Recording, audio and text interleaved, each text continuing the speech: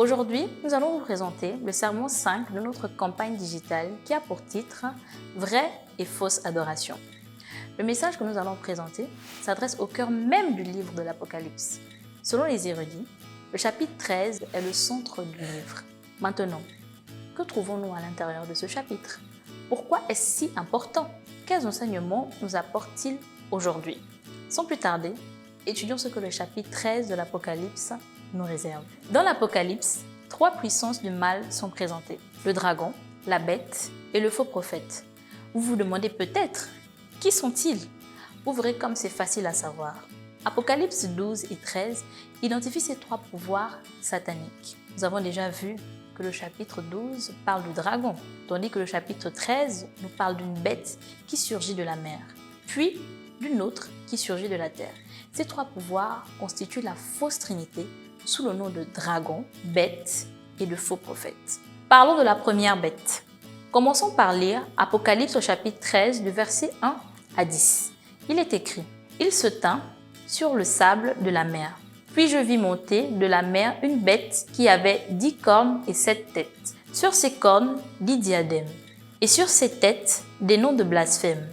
La bête que je vis était semblable à un léopard. Ses pieds étaient comme ceux d'un ours, et sa gueule comme une gueule de lion. Le dragon lui donna sa puissance, et son trône, et une grande autorité.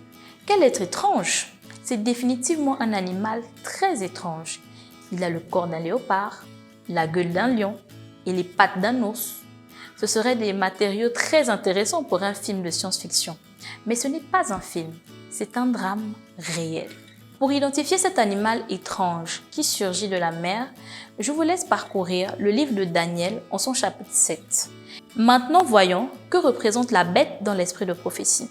La bête représente un pouvoir politique. Ainsi, lorsque Daniel et l'Apocalypse nous parlent de bêtes, ils font référence au pouvoir politique. Cela ne devrait pas nous surprendre, car même aujourd'hui, les animaux sont utilisés pour représenter des partis politiques, par exemple. Aux États-Unis, un âne est utilisé pour représenter le Parti démocrate et un éléphant pour représenter le Parti républicain. Il est important d'ajouter que le symbole de la bête ne représente pas simplement le pouvoir politique, mais aussi le pouvoir qui s'élève contre le peuple de Dieu. Par conséquent, la Bible identifie les 4 bêtes de Daniel, dont Daniel au chapitre 7, avec les 4 royaumes historiques: Babylone, Médo-Perse, la Grèce et la Rome. Alors, quelles sont les caractéristiques fondamentales de la bête dans l'Apocalypse 13?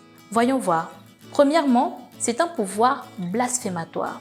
Lisons Apocalypse 13 au verset 6. Il est écrit: « Et elle ouvrit sa bouche pour proférer des blasphèmes contre Dieu, pour blasphémer son nom et son tabernacle et ceux qui habitent dans le ciel. » La Bible présente 2 actions comme blasphème. Premièrement, revendiquer le pouvoir de pardonner les péchés, prendre la place de Dieu et se faire passer pour lui. Deuxièmement, exiger l'adoration. Le verset 8 d'Apocalypse 13 dit: « Et tous les habitants de la terre l'adoreront, ceux dont le nom n'a pas été écrit dès la fondation du monde dans le livre de vie de l'agneau qui a été immolé. » Troisièmement, persécuter le peuple de Dieu. Cette bête a reçu le pouvoir de faire la guerre aux saints et de les vaincre, nous dit Apocalypse 13 au verset 7. Quatrièmement, une imitation du Christ. Un examen attentif des actions de cette bête nous révèle qu'il s'agit de l'Antichrist, c'est-à-dire la puissance humaine satanique se faisant passer pour le Christ. Maintenant, regardons les comparaisons suivantes entre le Christ et la bête. En premier lieu, nous avons le Christ tel représenté dans l'Apocalypse, et en second, la bête dans l'Apocalypse au chapitre 13. Le Christ est représenté ici avec 7 cornes, alors que la bête est représentée avec 10 cornes. Le Christ est représenté avec diadème, alors que la bête est représentée avec 10 diadèmes. Le Christ a été tué, alors que la bête reçoit une blessure mortelle. Le Christ est ressuscité, tandis que la bête voit sa blessure guérie. Le Christ reçoit l'autorité du Père, tandis que la bête reçoit l'autorité du dragon. Le Christ est assis sur le trône du Père, tandis que la bête est assise sur le trône du dragon. Le Christ est adoré par l'univers, tandis que la bête est adorée par la terre. Bref, la bête qui monte de la mer dans l'Apocalypse 13 est une imitation du Christ. Il imite l'être et la passion du Christ. Il se présente avec l'autorité du Christ, usurpant son autorité et son pouvoir sur la terre. Il dit qu'il pardonne les péchés et exige l'adoration. La deuxième bête est représentée dans Apocalypse 13 au verset 11 à 18. La deuxième bête dans l'Apocalypse 13, qui complète la trilogie des pouvoirs sataniques, est représentée comme un animal sorti de la terre et avait 2 cornes semblables à celles d'un agneau mais parlant comme un dragon. Comme la première bête, cette seconde puissance a quelques traits distinctifs. Premièrement, elle surgit de la terre. Deuxièmement, elle a 2 cornes comme celles d'un agneau. Enfin, elle parlait comme un dragon.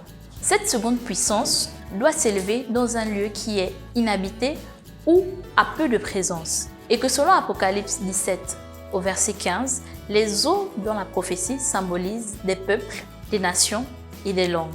Par conséquent, la terre est un symbole de petits peuples. De même, cette puissance doit s'élever avec les principes du christianisme, puisqu'elle a des cornes comme un agneau. Mais, même si elle s'est élevée en défendant les principes chrétiens, cette puissance finit par parler comme un dragon. En d'autres termes, cette puissance veut dire qu'il se soulèverait contre les principes chrétiens et contre le peuple de Dieu. Pour finir, parlons de l'agenda de la fausse trinité. Chers jeunes, d'après vous, que poursuit la fausse trinité composée du dragon, de la bête et du faux prophète? Son but se résume en un mot: adorer le dragon, la bête et le faux prophète. Pour atteindre son objectif, la fausse trinité a entrepris d'atteindre les 10 commandements, en particulier les 4 premiers. Avant de continuer, je vais vous expliquer quelque chose qui vous permettra de comprendre ce point. La loi de Dieu peut se résumer, selon Matthieu, en son chapitre 22 et au verset 36 à 40, en 2 grands commandements. Premièrement, aime le Seigneur ton Dieu, et deuxièmement, aime ton prochain. Si vous regardez Exode 20, vous remarquerez que les 4 premiers commandements nous parlent de notre amour pour Dieu. Et les 6 autres commandements nous parlent de notre amour envers notre prochain.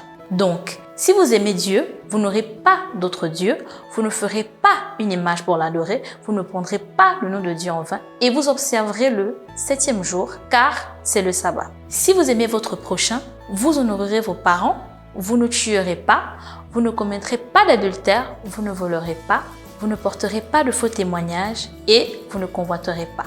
Chers jeunes, les commandements sont la clé dans les derniers combats et par conséquent, que fera la fausse trinité? Il attaquera d'abord les 4 premiers commandements qui parlent de l'amour que nous devons avoir pour Dieu. C'est ça, le dragon, la bête et le faux prophète agiront tous pour que votre amour pour Dieu décline. Cette fausse trinité cherchera l'adoration par tous les moyens. Et pour y parvenir, elle devra effacer de l'esprit des enfants de Dieu, des jeunes et des adultes, les 4 premiers commandements qui nous parlent d'amour et d'adoration du vrai Dieu. En conclusion, chers jeunes, aimer et adorer Dieu est la chose la plus importante dans la vie. Et je crois que votre amour pour Dieu sera mis à l'épreuve à ce moment-là. Vous devrez être préparés, car à un moment donné, vous devrez faire face aux mêmes épreuves que les 3 jeunes Hébreux. Vous devrez alors choisir entre adorer la vraie Trinité, Dieu le Père, le Fils, le Saint-Esprit, ou la fausse Trinité, le dragon, la bête et le faux prophète. Par conséquent, la question la plus importante jamais posée est celle que Jésus a un jour posée à Pierre. M'aimes-tu? Aimez-vous vraiment Dieu? Je vous invite à l'aimer aujourd'hui, de tout votre cœur et de tout votre esprit. Nous nous retrouvons demain pour le sermon 6.